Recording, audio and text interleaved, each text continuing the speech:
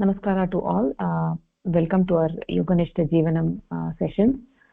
So last class we talked about two concepts from physics, which is randomness and energy.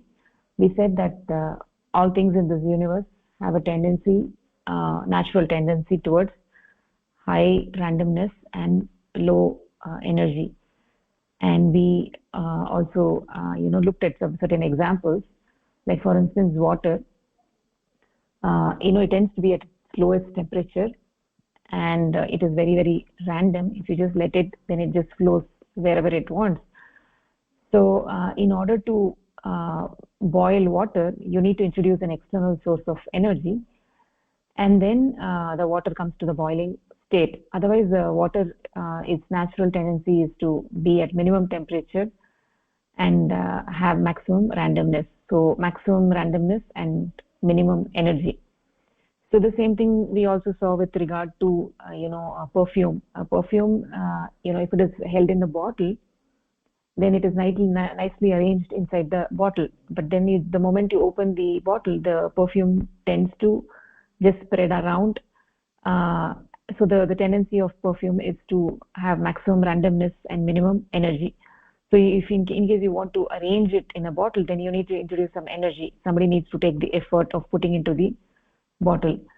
So the same thing can also be said with regard to a room, right? If there is a room and nobody is there in the room, you can see nobody in the room, then automatically, and if the room is nice and clean and well ordered and arranged, then even if you don't see anybody, then you understand that somebody has been there keeping the room nice and clean and arranging it beautifully.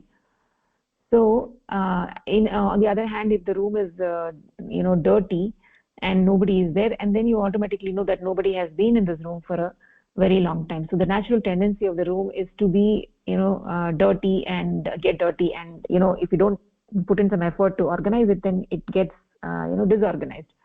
So like that, everything in this universe, every object in this universe has this tendency of maximum randomness and minimum energy.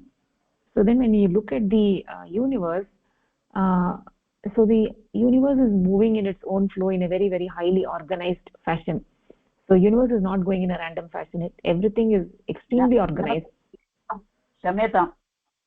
Namaskara. Namaskara. So the universe is moving in a very, very well organized fashion. So then by looking at that, it is everything is extremely well organized, and by looking at that, we can understand that there is some entity which is keeping everything beautifully organized. Just like when we look at the room and we did not see anybody in the room, but if the room is beautifully organized, we understand that somebody has been there working and keeping the room nice and clean.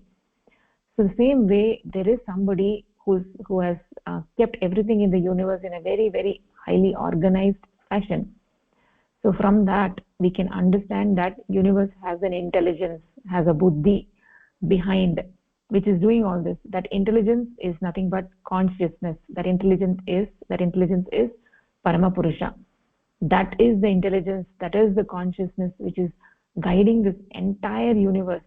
And that consciousness has no beginning, has no end, right? So we talked about that, and then so that consciousness is the only thing which is infinite. We've been talking that human beings have an infinite desire, and every object in this universe is finite, and we've been telling that these finite objects cannot satisfy the infinite desire. So then the question arises, how are human beings supposed to satisfy that infinite desire? So now we can connect the link that behind this universe there is an entity, there is a satta called as consciousness, buddhi, intelligence, which is guiding everything, which is creating everything and guiding everything. Just the fact that everything is beautifully organized in this universe is an evidence of the buddhi or intelligence, and that intelligence or buddhi is infinite, and that consciousness which is infinite that is what is going to satisfy our infinite desire. That is what is going to satisfy the infinite desire of human beings. And knowingly or unknowingly, all human beings want to come to know that consciousness, want to come to know that, want to attain that consciousness. That is how we are all running. We are running after different things, but ultimately we want to attain that. We want to attain that consciousness. That is what is the ultimate goal of life. So knowing, some people knowingly go after it.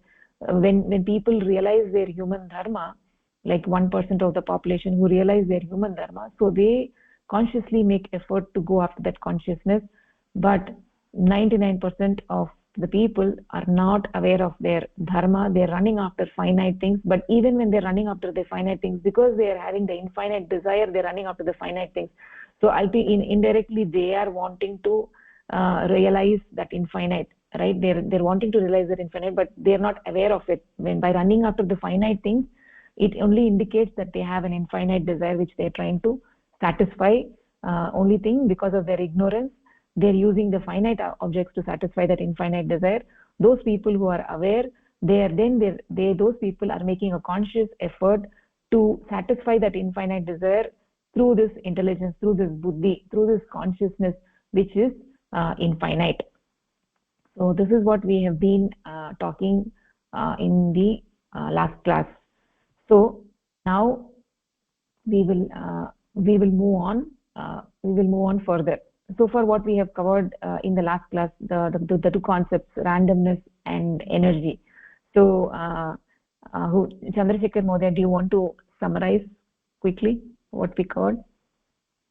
Yeah, I think in the last class we covered two concepts of physics, um, entropy and enthalpy, and its randomness and energy, and everything in this world uh, seems to be perceived to be random.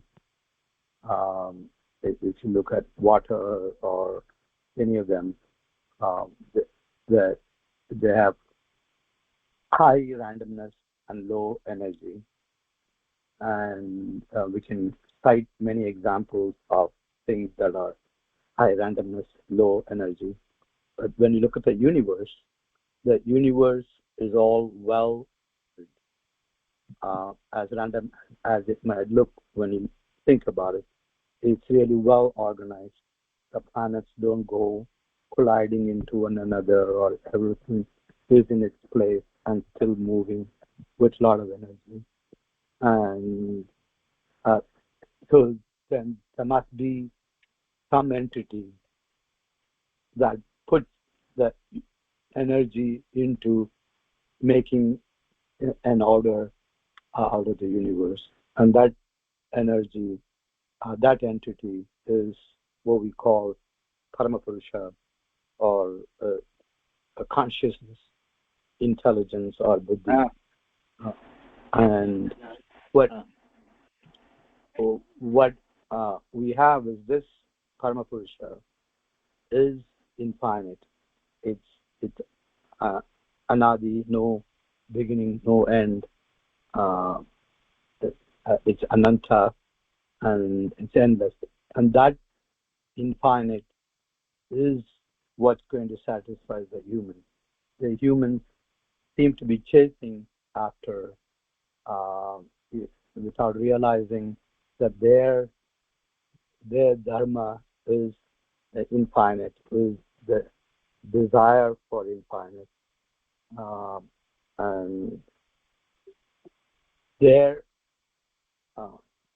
that urge to find that infinite is going to be satisfied only when they identify with this Paramapurusha, because this intelligence or consciousness is infinite, and that's what's going to satisfy the human.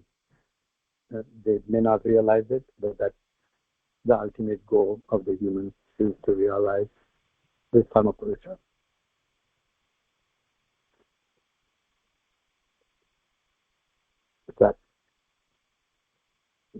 So that's about what we, I think, covered, the intelligence behind the universe. Yes, Mohdaya, very very nicely said. Thank you, that was nice. So yes, that is the idea. So there is this intelligence behind this universe. There is something behind this universe which is keeping everything well organized, with minimum randomness and maximum energy. There is an external force, an intelligence or consciousness.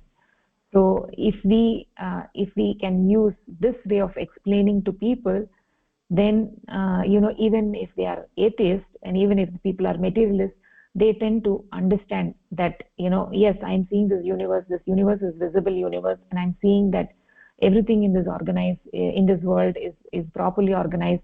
The planets are where they're supposed to be, the sun is where it is supposed to be, so everything is going in a nice fashion. So then people tend to understand, like so many people, due to materialism or other reasons, right, they become atheists. They don't believe in this parama purusha. So the reason that some of the people become atheists is because they're not getting satisfactory answers, and they're not being explained in the way that we just explained. So they see the universe around them, and whatever explanations that they've been getting are not very satisfactory. So, and also, as the people are getting more and more educated, then they tend to want everything to be explained to them logically. So they want explanations which are logically appealing to them. So if it is not explained in a logical manner, then people get disenchanted, and they just forget the goal of life. So even the people who are so called atheists, they are also enthralled when they see this universe. So if we explain like how we just did, then every human being can understand. So just as a room which was messy, you can see that nobody has been taking care of it.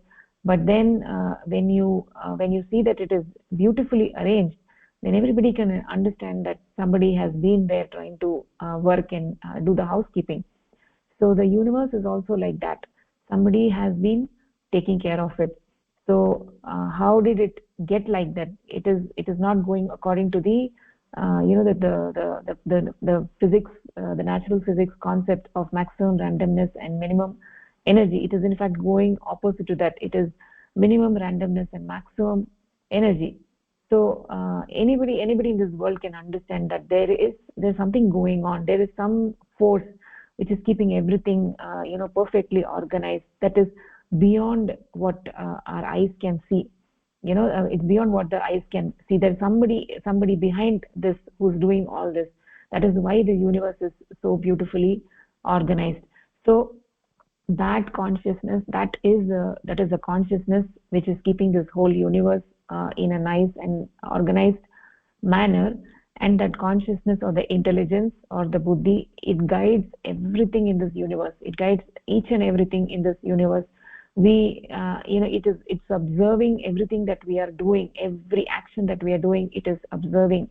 It is observing like an antaryami. It is observing everything we are doing. So sometimes human beings do certain things thinking that oh, nobody is watching, let me do this, only I know, nobody else knows. So there is nothing called as only I know. Everything that we do, right, every single thing that we do, there is an entity which is observing everything which is doing. It is like a sakshi. It is a sakshi bhava. It is observing everything that we are doing. So we cannot run away from it. We cannot hide from it. So there is nothing that we can hide from this parama purusha. Everything is known to parama purusha. So ultimately, knowingly or unknowingly, all human beings desire to know that consciousness. All human beings want to attain that consciousness. So some of them know that goal of life, so they make conscious effort. They do the chesta. They take action in that direction. And most of the people don't know that, and therefore they don't take the action. But even when they're running towards it, without their knowledge, they're running towards it, because otherwise they wouldn't be running after the finite objects, because they're trying to satisfy their infinite desire. So knowingly or unknowingly, we are all wanting to go towards that consciousness.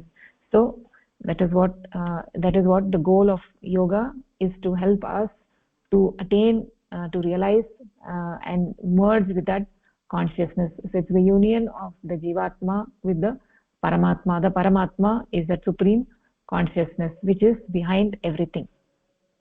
Okay, so now let's talk about just moving a little bit further on the topic of yoga. Let's talk about how yoga is today. So yoga is a science which is dedicated to understanding this, how to attain the union of the Jivatma with the Paramatma. So that is the science that was developed around this subject. But that is the true intent of yoga. That is the true meaning of yoga, is the union of the unit existence with the cosmic existence. That is the meaning of yoga. But the word yoga is not understood in that way in the world today. Yoga has become it has become a fashion, it has become a fad, it has become a trend in the world. All around the world, if you see, so many people are involved in yoga. There are like so many yoga studios all around the world. But then if you ask the yoga teachers, do they really understand what the meaning of the word yoga is? So if you ask them, you will get all sorts of answers, and many of them will be talking about asanas, doing different kinds of asanas, doing complex poses, and this and that, right? But none of them actually know what the true meaning of yoga is. They have most people have segregated the asanas and made the asanas the main topic of yoga. The yoga has so many components, but people have just taken out one aspect, which is asanas, and made it the main focus of yoga. But yoga is not just asanas. We know that yoga is much more than that. We know what the goal of yoga is, what the purpose of yoga is. So it is very, very it has become very disjointed from what the real actual yoga is. So we need to understand what the word yoga means. So we have different types of yoga in the world today. Hatha yoga, Iyengar yoga, Bikram yoga, and all sorts of yoga, and people do complex poses. But is that what the intent of yoga is? So we need to understand what the true meaning of yoga is. So moving further, so we said that yoga means union. So union means, when we say union, there has to be two things. Union means sanyogaha. Sanyogaha means two things are connected with each other. That is what is sanyoga. That is what is union. So in order for union, there should be two things which are not together, and we are trying to unite that together. That was not together, so you're putting them together. That is the union. So it is a union of what? It is a union of your unit existence with the cosmic existence. Unit, it's a union of the unit mind, the small I, with the cosmic I. Right? Everybody has a small I, the individual ahankara, which is like when I was born, I've been named, I've been named as Ram, I've been named as Shyam, I've been named as Leela, Sita, Geeta, whatever the name may be. So that is the small I. That small I has been named. Everybody has a name, right? That is the name that I have, is the name of that small I feeling. That small I feeling that each and every human being has. Right? And that small I feeling has been named. As soon as we are born, that I feeling is being named. But in addition to the small I, in each human being, there is a cosmic I feeling as well. There is this big I, which is the cosmic I, which is that supreme consciousness. That big I is also there within each of us, right? So there is this small I, and then there is this big I. The small I is your aham bhava, which is your individuality, where you have Rama, Lakshmana, Geeta, Sita, whatever that name may be, right? So we are also attached to that small I. Like each of us, we are so attached to that small I, and our whole life we are only trying to do to protect that small I. We are trying to glorify that small I. So whatever we are doing, whether we are earning money, we are doing business, or we are doing research, or we are going after name, fame, prestige, power, whatever it is, it's only for glorifying that small I, because everybody likes the small I so much, right? Our whole life, when we ask what is the thing that you like the most, is the first thing that comes to our mind is the small I. So we are all attached to the small aham bhava, but we do not realize that we also have this cosmic I feeling within each of us. So yoga is the union of the two, the small I and the cosmic I. So we might have all heard this sentence called as aham brahmasmi. Have you guys heard aham brahmasmi? Bhavini. Yes. So aham brahmasmi, I'll explain to you what this aham brahmasmi iti. So most of us have heard this sentence called as aham brahmasmi. So aham brahmasmi, this union of the two things that I talked about, the unit existence, the unit mind, and the cosmic I, that is what is yoga, I said. And in that context we have to understand this aham brahmasmi. So that is where this aham brahmasmi comes into play. So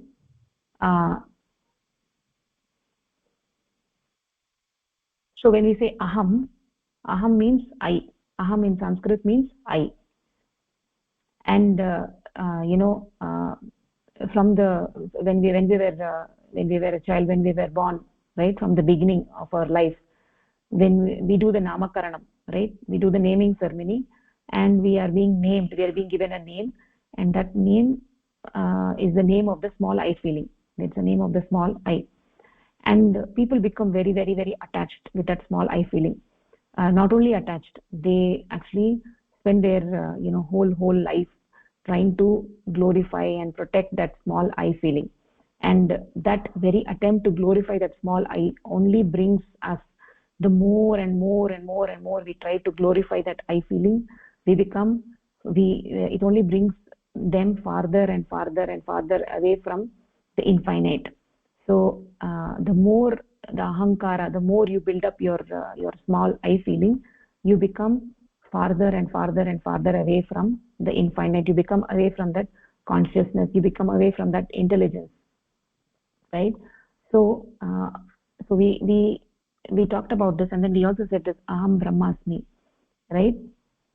So uh, uh, so uh, so far, like what I talked about, the union of the small I feeling and the cosmic I. Can somebody help? Pushpala, Lata Bhagini, do you want to explain what I explained so far? Namaskaraha. Namaskar.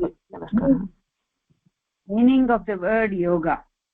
Yoga, first of all, yoga today has become like a fashion, and what it really it should have been, it is not so. People only follow the asanas, but that is not the real yoga. It is more than that. It is not asanas, it is more than that.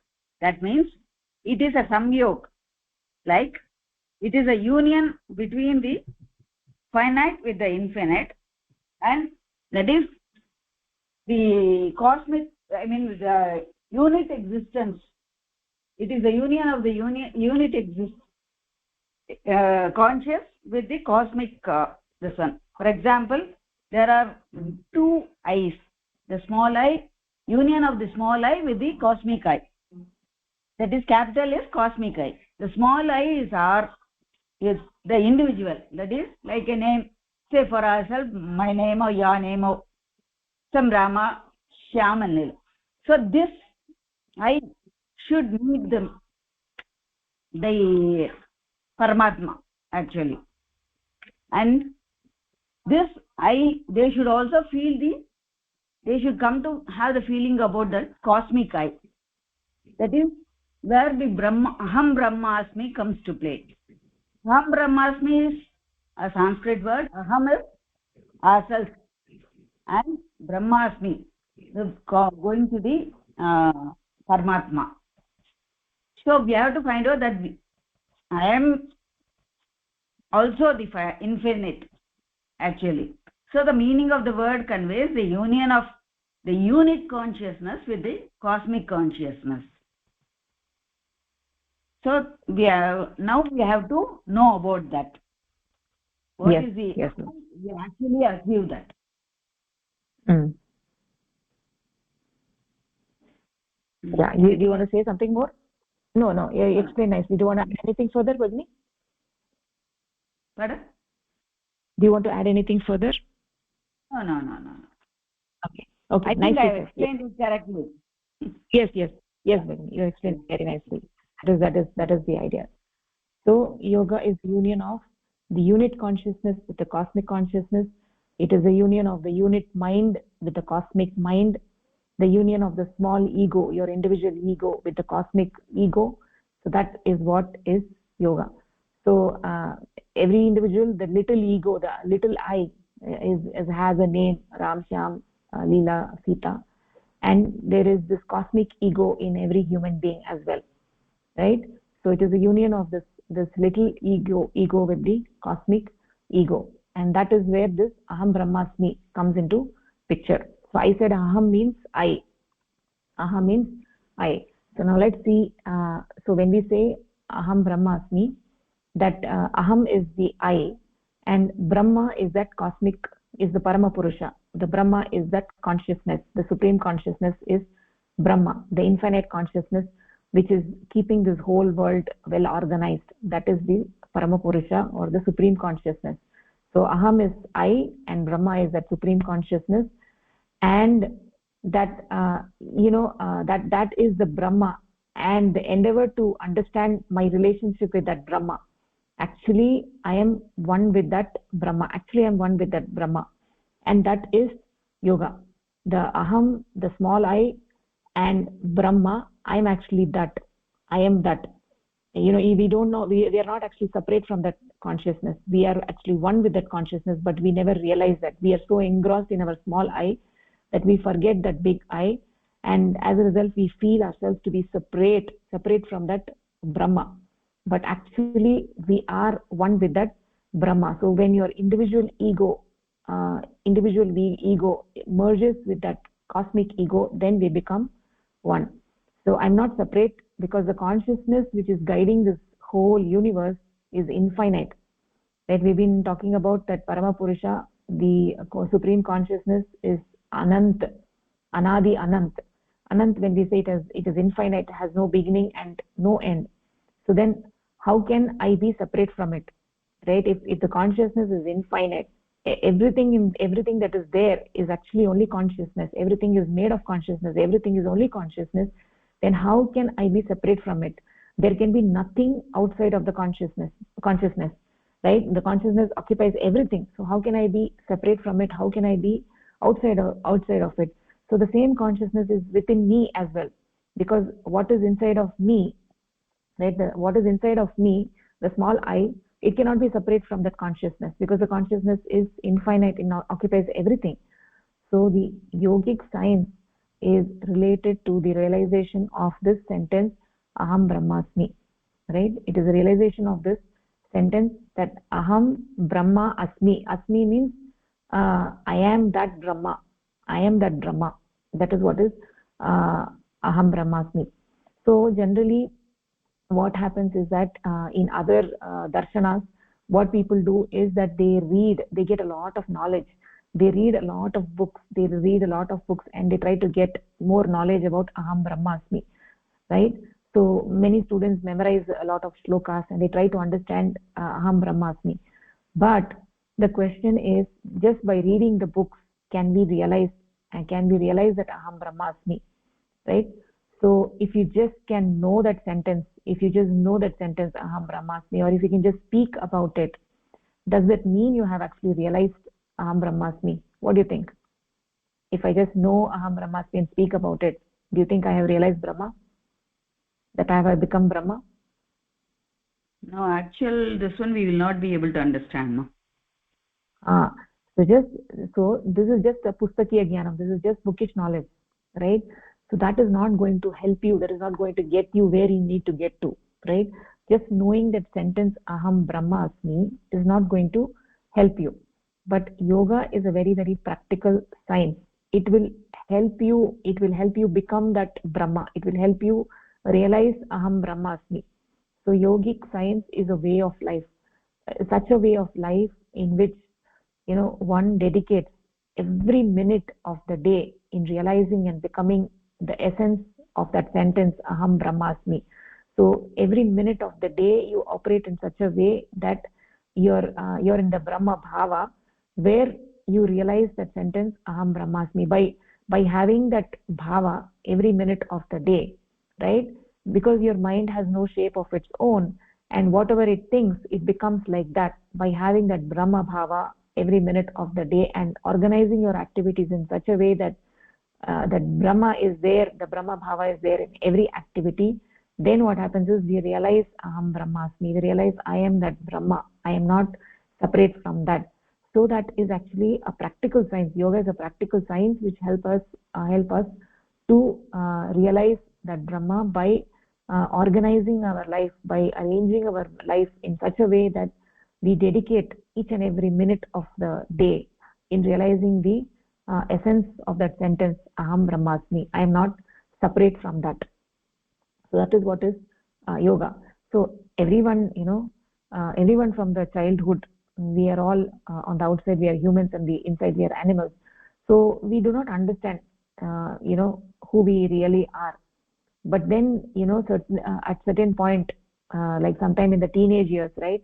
So as long as you're a child, the main thing for you is food, sleep, like the pashu dharma, animal dharma. That is where most of your time is spent. When you're a newborn baby, you most of the time you're only eating and sleeping, and even in your childhood, that is what you're doing most of the time. But then what happens is that during the teenage years, people start asking lots of questions, right? Something becomes very awkward for them, right? They start asking a lot of questions, like where have I come, what is the goal of my life, where am I going, what am I trying to achieve, what do I want in life, right? They start asking a lot of questions, and some people are very, very fortunate, right? In fact, it's by the kripa or the grace of that Parama Purusha, they come in contact with the right person who can guide them to attain that infinite. Some people are fortunate, but not everybody, right? Now only some people are fortunate, and for most of the other people, what happens is that even during the teenage years, even when they ask these questions, they don't get the right guidance. So then what happens is that they still start engaging themselves fully in the pashu dharma. They start following material things, they start going in a different direction, right? So when your eyes try to open in the teenage years, and if you're having the grace of that Parama Purusha, then you come in contact with the right person who will guide you. But the point over here is that you cannot realize Aham Brahmasmi by just reading a book. So those who think all their life that they can just attain Aham Brahmasmi by just reading a book, by reading several books and getting more and more knowledge, you can attain the Brahmasmi, is those people are actually in dark their entire life. Because just by reading a book, you cannot realize Aham Brahma, Aham Brahma. So the Aham Brahmasmi is the union of the small I with the big I, and that requires a practical science, and it is which is a process of realization, which in its essence is achieved. And how do we achieve this union of the small I with the big I? That is achieved through sadhana, or that is achieved through meditation. So sadhana is the word for that, right? Sadhana is the word for that. So that is meditation. Sadhana is also called as meditation. So through meditation, what happens is that you sit down in Padmasana and you close your eyes, and there is a specific paddhati for that, how to do the sadhana or meditation. So through that process of sadhana or meditation, it is an abhyas that you have over a period of time through abhyasa and vairagya, then you attain the union of the small I with the big I. So when we look at yoga, the essence, the innermost essence of yoga, the central concept of yoga is meditation or sadhana. So that actually consists of a particular technique.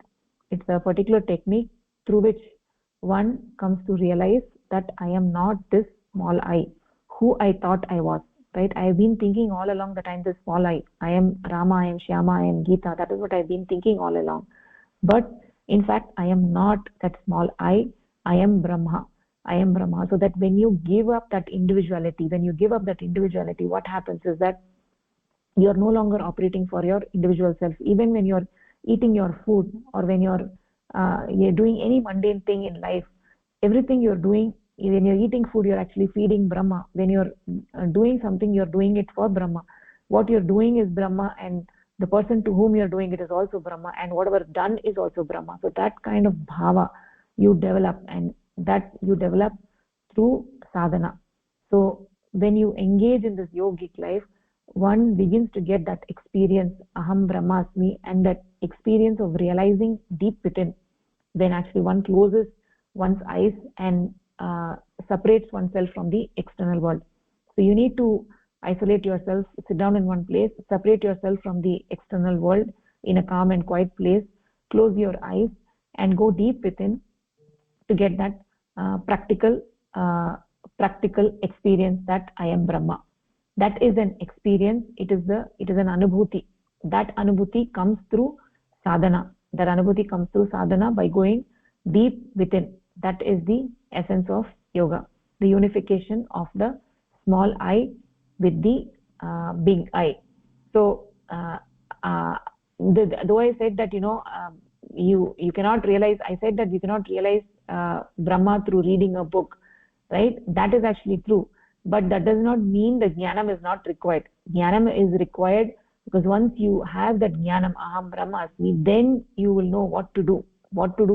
The next part is the first part is the jnana yoga, you attaining the jnana, and then the next part is the karma, which you are trying to put it into use. And when the jnana and karma culminates into bhakti, then that is when you realize the Paramatma. So when I say the bookish knowledge is not enough, that is true. The bookish knowledge itself is not enough.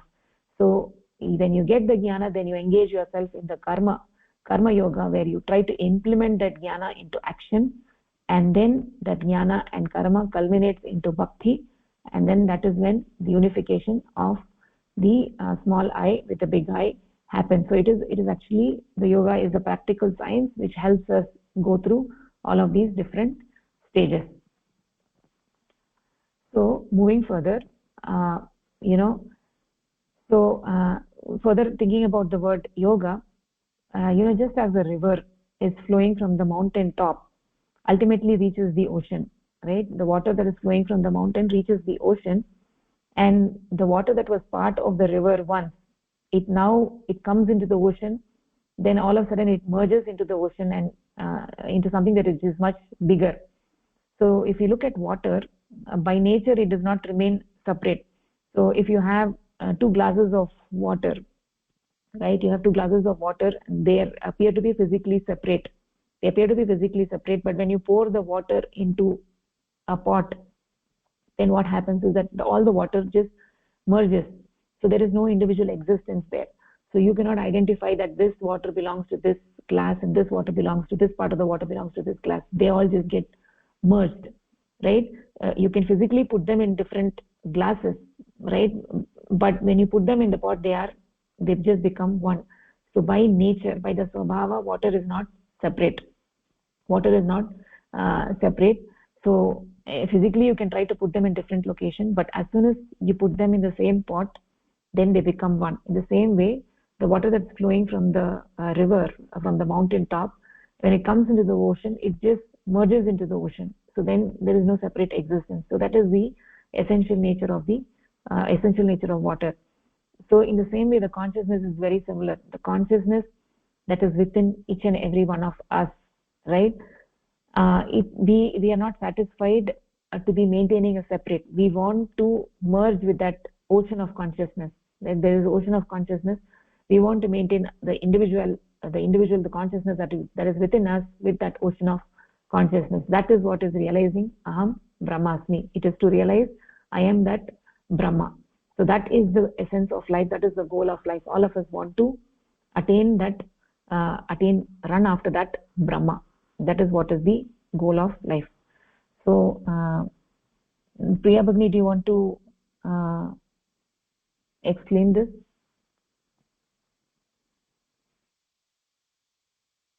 So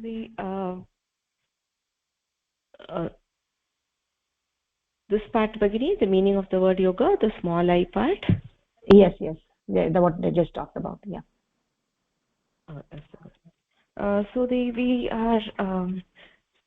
we have this feeling that we are separated from the Brahman, and that we, as when we say I, so when you call it the small I, so we are separate, and the I, or the unit consciousness, small I, is separate from the infinite consciousness.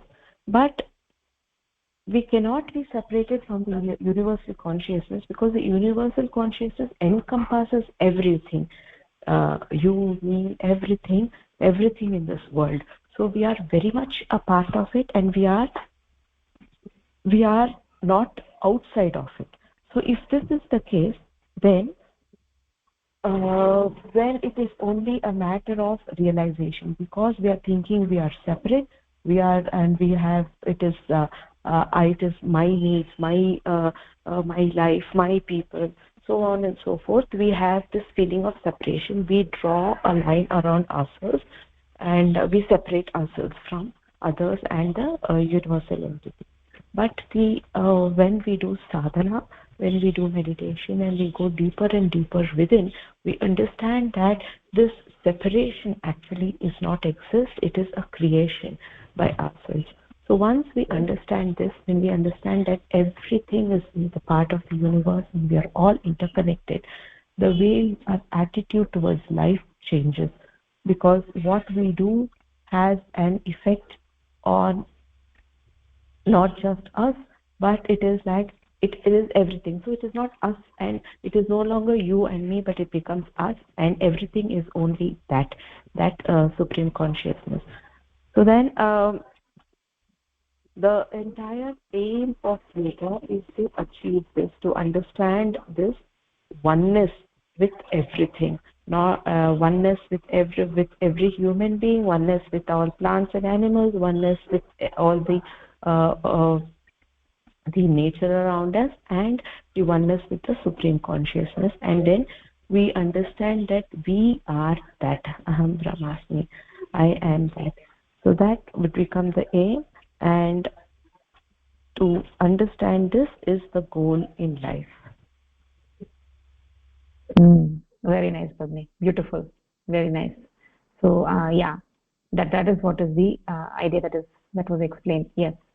So, aham brahmasmi. Aham means I. Brahma is that infinite consciousness, and aham, I am that Brahma.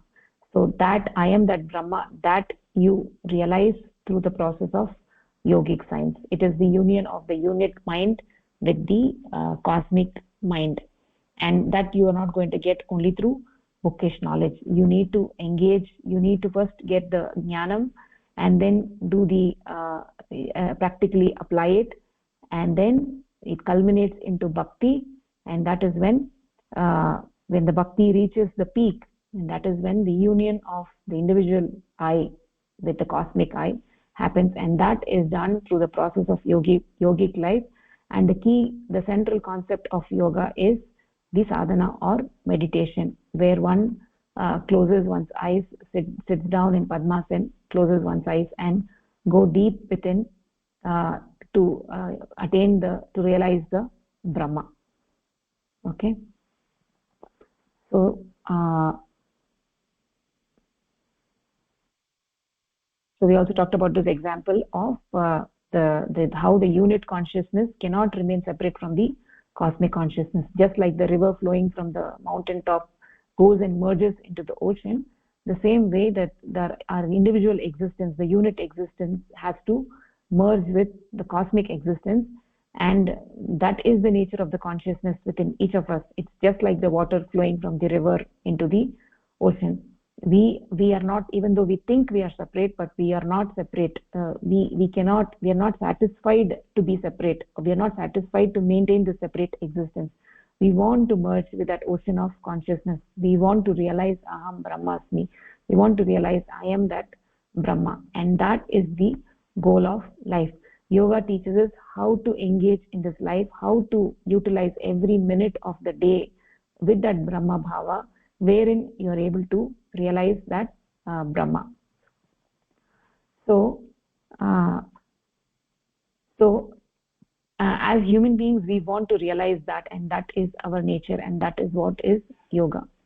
We as humans, it is our nature to want to realize that. We've been telling from the beginning that human dharma is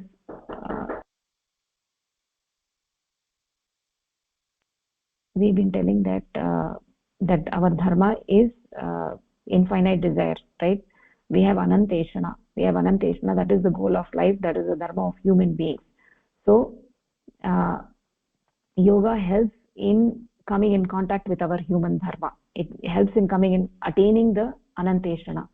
That is what is yoga is, the union. That is what the union is all about.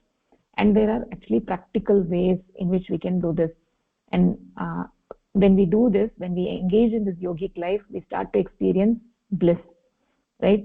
Even though the goal of yoga is the union of the small I with the cosmic I, and by realizing that infinite we get ananda, but that does not mean that you're going to get that ananda only when you have the union of the small I with the cosmic I. So the moment you start engaging in this yogic life, the moment you start, from small things, the moment you start modifying your ahara, the moment you start following the yogic food, the moment you start doing asanas, the moment you start doing sadhanas, every aspect that you start incorporating in your life, you start experiencing bliss. So it is not that you're going to experience the bliss only when you finally realize Brahma. Just doing all these small things, you're slowly going to experience bliss in your life, right? And that is why we're saying yoga is a practical science. There are practical ways in which you can do, how you can experience this bliss. Also, another one point I want to clarify is that Ananda and Sukham, they are not one and the same, right? Ananda is different, Sukham is different. Sukham, Ananta Sukham, Anandaha, Ananta Sukham. The infinite Sukham is Ananda. Sukham and Dukkham, they are all related to the events of life, right? They are related to the events of life. For instance, if I say I get a job, then I might feel happy, or if I lose a job, I might feel sad, or if I eat a particular kind of food, then I may be happy, and if I eat something else, I may be unhappy, or if I got a disease, then I may be unhappy. If I'm healthy, maybe I'm happy. So like that, it is all related to the events of life, but Ananda is not related to any event. It is not related to any event of life. Ananda is a natural experience which happens when one begins to come in contact of the small I with the cosmic I. So we've been saying that from the beginning, that when you see something big like an ocean or a mountain, we come to experience this Ananda. Even though it is momentary, we come to experience this Ananda, and that Ananda is not related to a particular life event.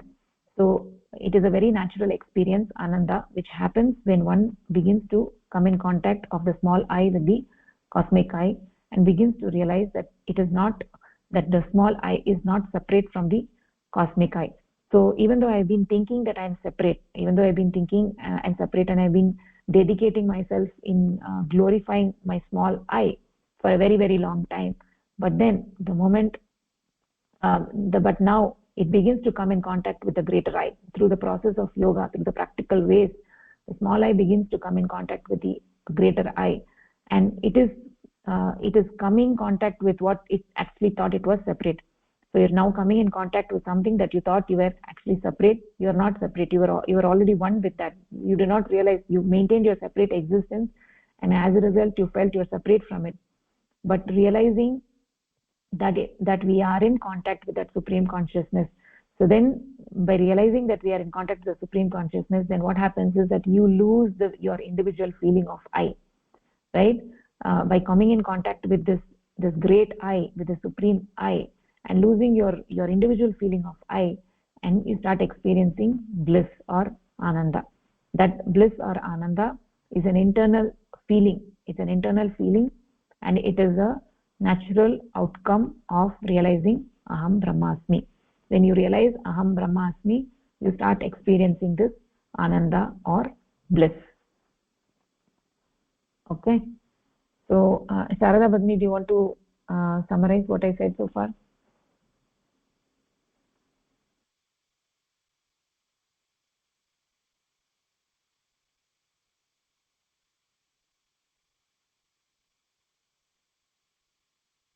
Okay. So, Chandrasekhar Mohdaya. With that, the consciousness could be looked at as the individual consciousness. Consciousness is the small I, and the universal consciousness is the large I, and all the small I's, this limited body mind Namarupa I, uh, should realize that it's the large I, the universal consciousness, is in everybody, is in every individual, and yoga is a means to recognize that, help you recognize that you are part of that, the universal consciousness. So as we realize and recognize that is our true nature, then it, that's what yoga is.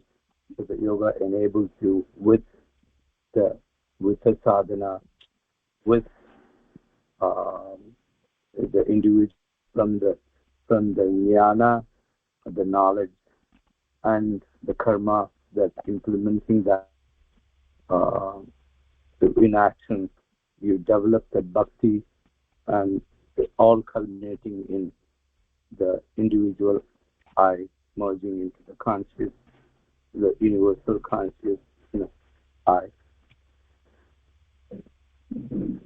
and that is what yoga is. Yes, nicely said, Mahodaya. So just one thing I would like to add is that we also talked about Anandam and Sukham are not the same thing. By the union of the small I with the cosmic I, we experience bliss or Ananda, we said.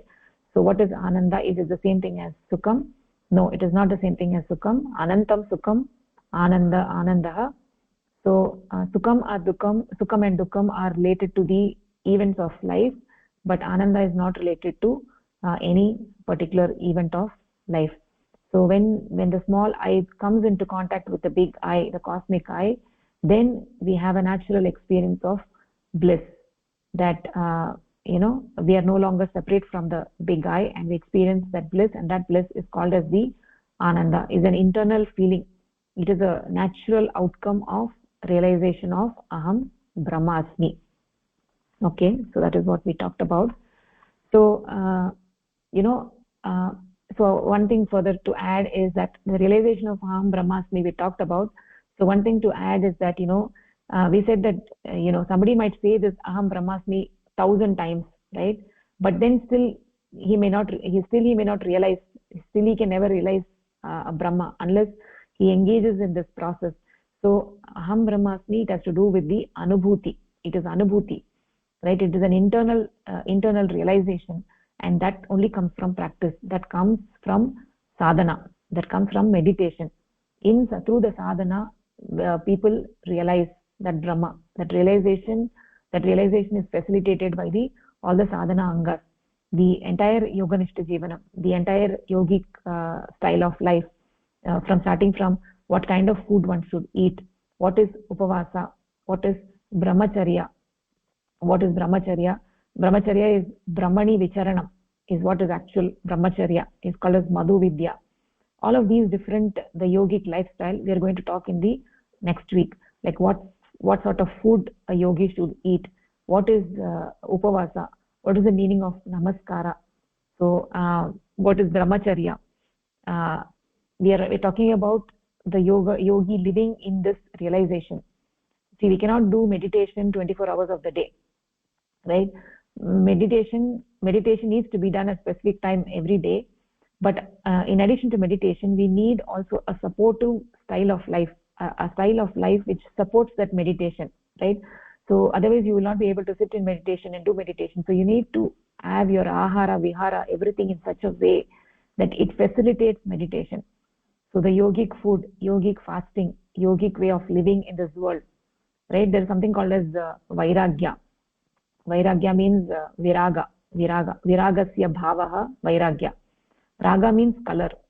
Vairagya, when we say raga means color. It does not mean anger, right? Color means the colors of the universe. Color means the objects of the universe, right? Viraga means living in the world but not being affected by the world. It's just like a lotus living in the pond. It is living in the pond, but it is not affected by the water. It stays aloof from the water. Even though it is living in the water, it doesn't get wet, right? So living in the world but not being affected by the world, that is what is the viragasya bhavaha. Vairagya means living in this universe but living in the bhava of Brahma in this universe. So yogi, when we say yogi, he does not go running and live in some caves in the Himalayas. He lives in the universe, right? So we are not talking about taking sannyasa and going somewhere. We are talking about living in this universe, but how to live in the realization of that aham brahmasmi 24 hours of the day. And it is a very beautiful science, and it is done through the way of life. It is done through one's way of living. So what is that way of living? What is that yoganishta jivanam is what we are going to talk about in the following class, the next class. We will be talking about the ahara, we'll be talking about upavasa, we'll be talking about brahmacharya. All of these things we'll be talking about in the following classes. So with that, I would like to stop here. Do you have any thoughts or questions that you would like to ask?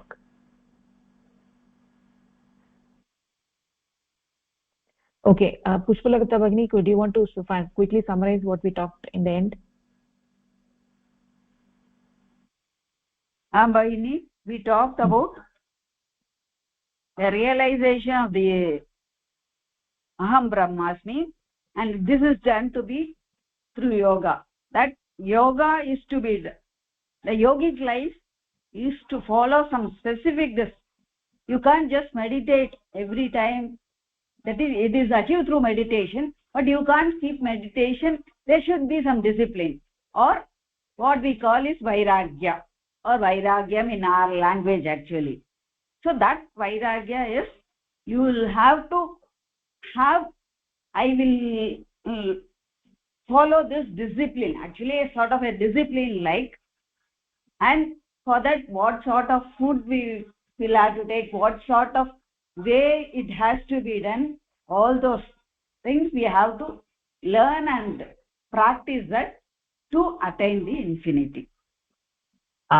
Okay, very good, Bhagini. Yes, that is the idea. So we said that just reading a book or saying the sentence 1,000 times aham brahmasmi, you're not going to realize that Brahma. So the realization is actually an anubhuti. It comes from practice, and that comes from sadhana. From sadhana the realization comes. So in order to attain that Brahma, we have to follow the yogic lifestyle. So what sort of food we have to eat, what is upavasa, what is brahmacharya, all those things we will be learning in the following classes. And how to live in this world with the vairagyam, with the viragasya bhava, how to not be colored by the world. So all those things we'll be talking about in our following sessions. So with this, I would like to end the session for now. If you don't have any questions, we can wrap it up. Okay. Dhanyavadah. Thank you. Dhanyavad. Next time, can you please elucidate a little more on vairagya? Yes, definitely. Thank you. Sure. Thank you. Namaskaraha.